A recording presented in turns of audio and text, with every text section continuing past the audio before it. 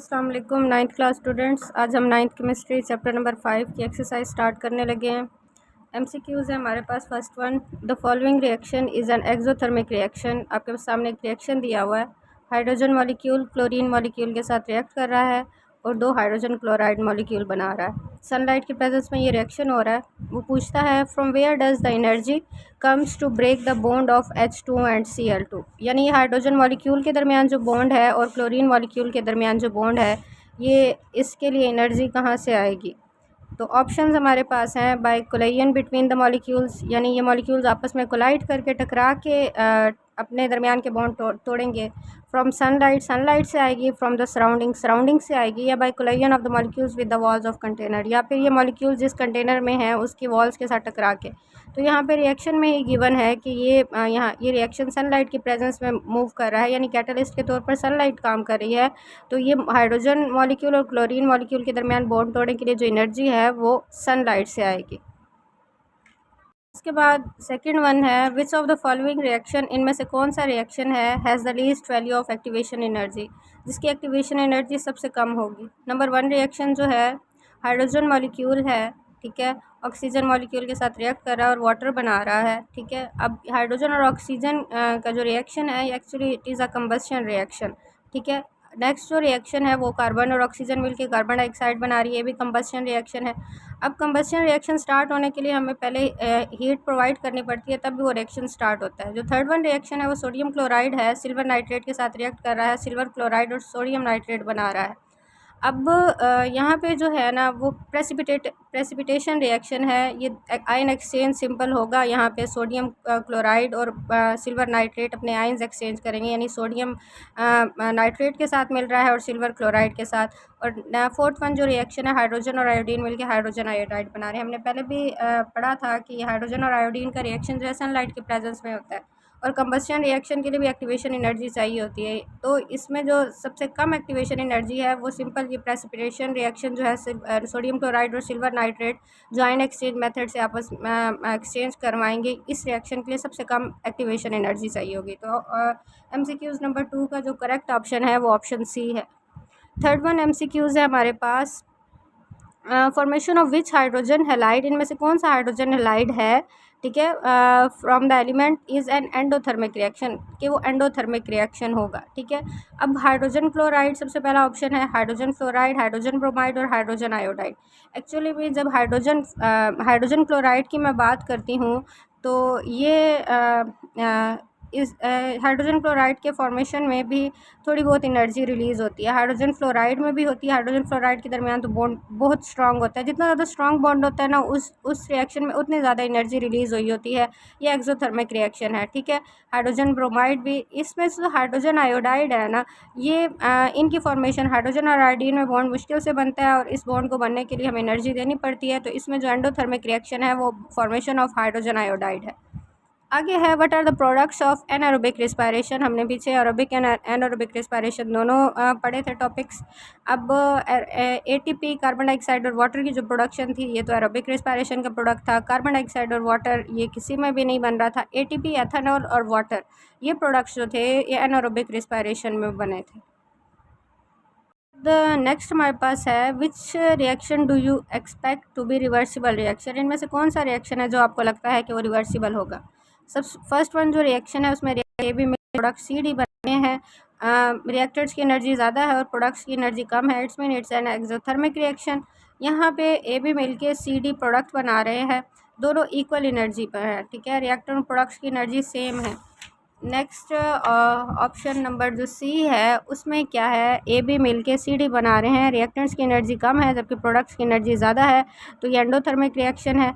और इसी तरह से फोर्थ वन जो है, AB मिल के CD बना रहे हैं। इसमें से रिवर्सिबल रिएक्शन जो होगा वो यानी ऐसे रिएक्शन जिनमें रिएक्टेंट्स और प्रोडक्ट्स की एनर्जी ऑलमोस्ट इक्वल हो वो रिवर्सिबल रिएक्शन होते हैं।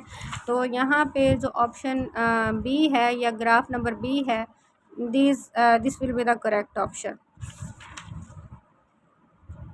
नेक्स्ट हम MCQs नंबर 6 पे चलते हैं। MCQs नंबर 6 हमारे पास है, what does it show when a chemical reaction is exothermic. जब एक केमिकल रिएक्शन एक्सोथर्मिक होता है ये हमें क्या बता रहा होता है, it shows the bond which break are weaker than the those are form, यानी जो बॉन्ड टूटा है कमज़ोर था और जो बना है है। Shows the bond which break are, ये जो टूटा है वो ज़्यादा स्ट्रॉन्ग था, एंड दोज आर फॉर्म, जो बना है उससे ज़्यादा स्ट्रॉन्ग था, टूटने वाला ज़्यादा स्ट्रॉन्ग था बनने वाले से। या फिर exothermic nature of a reaction is not concern with bond formation, या फिर एक्सोथर्मिक जो नेचर है रिएक्शन की वो बॉन्ड फॉर्मेशन या बॉन्ड ब्रेकेज पे डिपेंड नहीं करता। या it shows that the reactants are more stable than products, या फिर ये बताता है कि रिएक्टेंट ज़्यादा स्टेबल है प्रोडक्ट से। तो हमेशा एक्सोथर्मिक रिएक्शन वो रिएक्शन होता है जिसमें मतलब जो एटम्स के दरमियान बॉन्ड टूटा हो और जो नया बॉन्ड बना हो, नया बॉन्ड जितना ज़्यादा स्ट्रॉन्ग होगा ना, यानी प्रोडक्ट्स का अगर बॉन्ड जो प्रोडक्ट्स बने हैं उनमें बॉन्ड फॉर्मेशन ज़्यादा स्ट्रॉन्ग है तो इट्स मीन वो एक्सोथर्मिक है। तो इसका ऑप्शन नंबर ए करेक्ट है। आगे है when sodium hydroxide and hydrochloric acid are mixed the temperature increase, तो टेम्परेचर बढ़ गया है, द रिएक्शन इज़, ठीक है, आपने दो रिएक्टेंट्स मिलाए हैं और अब टेम्परेचर बढ़ गया है, ठीक है, यानी कि बाहर एनर्जी रिलीज़ हुई है। तो ये एनर्जी किन रिएक्शंस में रिलीज़ होती है, एंडोथर्मिक या एक्सोथर्मिक है। एंडोथर्मिक की वजह पॉजिटिव इंथाल्पी, आपने इन दोनों को रिएक्ट करवाने के लिए ना हीट नहीं दी है तो ये एंडोथर्मिक नहीं होगा। Endothermic with negative enthalpy, endothermic negative enthalpy से तो होती ही नहीं है, एंडोथर्मिक हमेशा रिएक्शन जो होता है उनकी इंथाल्पी चेंज पॉजिटिव होता है। Exothermic with a positive enthalpy, exothermic reaction जब भी होता है तो इंथाल्पी चेंज होता है वो नेगेटिव, यानी एक्सोथर्मिक रिएक्शन की इंथाल्पी नेगेटिव होती है। Exothermic with a negative temperature बढ़ गया, it's mean it was an exothermic reaction, और नेगेटिव इंथाल्पी ही एक्सोथर्मिक रिएक्शन की शो करवाते हैं हम। इन एक्सोथर्मिक रिएक्शन की इंथाल्पी हम नेगेटिव शो करवाते हैं। तो ऑप्शन डी इसका करेक्ट ऑप्शन है। नेक्स्ट जो एमसीक्यूज है हमारे पास है the average bond dissociation energy for C H bond, यानी सी एच बॉन्ड तोड़ने के लिए हमें जो एनर्जी चाहिए वो 412 किलो जूल पर मोल है। Which of the following process will have enthalpy change close to 412, 412 इनमें से किसकी एनर्जी तोड़ने के लिए 412 किलो जूल लगेगी। अब ये देखें CH4 है, तो तोड़ा है इन्होंने, एक कार्बन और दो हाइड्रोजन मॉलिक्यूल बनाए, यानी आपने सारे के सारे CH बॉन्ड तोड़ दिए हैं, तो ये तो नहीं है, सिर्फ एक बॉन्ड तोड़ने के लिए 412 चाहिए। यहाँ पे भी आप देखें नेक्स्ट में मिथेन टूटा है तो इसने कार्बन दिया, कार्बन, तो ये फोर्थ वन जो रिएक्शन है मिथेन टूट के इसने मिथाइल रेडिकल दिया और एक हाइड्रोजन एटम दिया है, यानी यहाँ पे एक CH बॉन्ड टूटा है, तो इसकी जो फोर्थ वन ऑप्शन है इसका आंसर करेक्ट होगा। नेक्स्ट है the average bond energies for oxygen, oxygen single bond oxygen और ऑक्सीजन डबल बॉन्ड ऑक्सीजन, यानी इनकी जो एनर्जी है बॉन्ड एनर्जी, पहले वाली ऑक्सीजन सिंगल बॉन्ड ऑक्सीजन की एनर्जी है 146 और ऑक्सीजन डबल बॉन्ड ऑक्सीजन की है 496। तो फाइंड द एंथैल्पी, एंथैल्पी आपने कैलकुलेट करनी है। ये ज़रा डिटेल था तो आपको इतना कैलकुलेट करने को नहीं देगा, बस ये MCQ इसका करेक्ट ऑप्शन जो है वो ऑप्शन ए है। अब चलते हैं लास्ट वन MCQs की तरफ। MCQs है हमारे पास why does the following exothermic reaction not occur, इनमें से कौन सा एक्सोथर्मिक रिएक्शन नहीं होगा। आपके पास कार्बन है डायमंड के फॉर्म में और वो कार्बन है ग्रेफाइट बना रहा है, इसकी जो एनर्जी चेंज है -3 किलो जूल है, यानी it's an exothermic reaction. Structure of diamond is more stable then that of graphite, क्या डायमंड का स्ट्रक्चर ज़्यादा स्टेबल होता है ग्रेफाइट से, इसलिए ये रिएक्शन नहीं होगा। नहीं, ऐसा नहीं है, एक्चुअल में ग्रेफाइट ज़्यादा स्टेबल होता है as comparison to carbon. Diamond है strong covalent bonds than does graphite, क्या डायमंड में ज़्यादा स्ट्रॉन्ग कोवेलेंट बॉन्ड होते हैं, नहीं, तो इक्वल ही होते हैं, ऑलमोस्ट इक्वल, दोनों कार्बन एटम से मिलके बने होते हैं। The change from diamond to graphite is high activation energy, क्या एक्टिवेशन एनर्जी ज़्यादा चाहिए होती है, और density of graphite is less than that of diamond, या फिर डेंसिटी जो है ग्रेफाइट की वो डायमंड से कम हो। तो ये जो MCQs नंबर 10 है इसका करेक्ट ऑप्शन है कि the change from diamond to graphite, diamond से जब ग्रेफाइट में चेंजिंग आती है, चेंज होता है ना, तो उसके लिए काफ़ी ज़्यादा एक्टिवेशन एनर्जी चाहिए होती है। तो इतनी एक्टिवेशन एनर्जी की वजह से क्या है कि ये जो रिएक्शन है ना जो है why does the following exothermic, ये अकर नहीं होता है। इसका जो करेक्ट ऑप्शन है वो ऑप्शन नंबर सी है कि the change from diamond to graphite, के डायमंड का ग्रेफाइट में चेंज होना एज हाई एक्टिवेशन एनर्जी, इसके लिए काफ़ी ज़्यादा एक्टिवेशन एनर्जी चाहिए होती है, इसलिए डायमंड से ग्रेफाइट कार्बन को डायमंड से ग्रेफाइट में चेंज नहीं किया जा सकता है। आगे क्वेश्चंस हैं, शॉर्ट क्वेश्चंस, उनके कुछ आंसर्स हैं। आपके पास पहला क्वेश्चन है what is the difference between enthalpy and enthalpy change, ये मैंने क्वेश्चंस लिख लिए हैं। एंथैल्पी क्या है? Enthalpy it represent the total energy of a system. किसी भी सिस्टम की जो टोटल एनर्जी होती है ना, वो एंथैल्पी कहलाती है, इंक्लूडिंग इट्स इंटरनल एनर्जी। उसकी इंटरनल एनर्जी भी उसके अंदर शामिल होती है, प्रेशर भी और वॉल्यूम भी। और एंथैल्पी चेंज क्या होता है? It refers to the difference in enthalpy between the initial and final state. यानी एंथैल्पी चेंज, एक उसमें एक इनिशियल एंथैल्पी आ जाती है और एक फाइनल एंथैल्पी आ जाती है। यानी उसके दरमियान में जो रिएक्शंस के दौरान जो भी एनर्जी चेंजेस आए होते हैं वो एंथैल्पी चेंज में नहीं आते, सिर्फ एंथैल्पी के अंदर आते हैं। नेक्स्ट आपके पास है, why is the breaking of bond and endothermic process. किसी भी बॉन्ड का टूटना जो है वो एंडोथर्मिक क्यों है? Breaking a chemical bond is an endothermic process because it requires energy to overcome the attractive forces between atom. यानी जो एटम्स के दरमियान फोर्सेज होती हैं उनको तोड़ने के लिए, उसके ऊपर काबू पाने के लिए हमें कुछ ना कुछ एनर्जी चाहिए होती है। इसलिए हमेशा जब भी बॉन्ड टूटेगा तब हमें एनर्जी देनी पड़ेगी, यानी it will be an endothermic process. Next question है,